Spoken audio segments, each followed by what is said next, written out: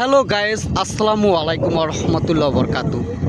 ভাই একটা কথা এই নদীগুলো দেখে মনে পড়ে যে আমরা যখন ছোট ছিলাম ঠিক এদের মতোই নদীর কিনারায় এসে আমরা গোসল করার আগে আমরাও মাটি দিয়ে খেলাধুলা করতাম। এই জিনিসগুলা শৈশবকালে আসলে মনে পড়ে যায়, শৈশবকালটা। তো ভালো করে ভেবে দেখেন, জানি না এরা কি করতেছে, তবে এরা দেখতেছি আমার মনে হয় সুন্দর সুন্দর বাড়ি বানাচ্ছে মাটি দিয়ে, কিন্তু কিভাবে কি হবে আল্লাহ জানে। ভাই তোমাদের এগুলো কিসের বাসা?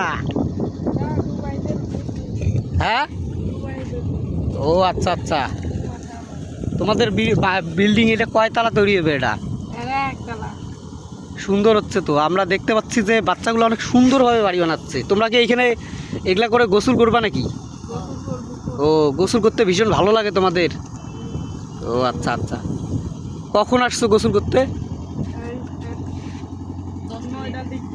ও, তো নদীতে নামবা না? ও, নামছিলে অনেক আগে। তোমার নাম কি? আরাফাত।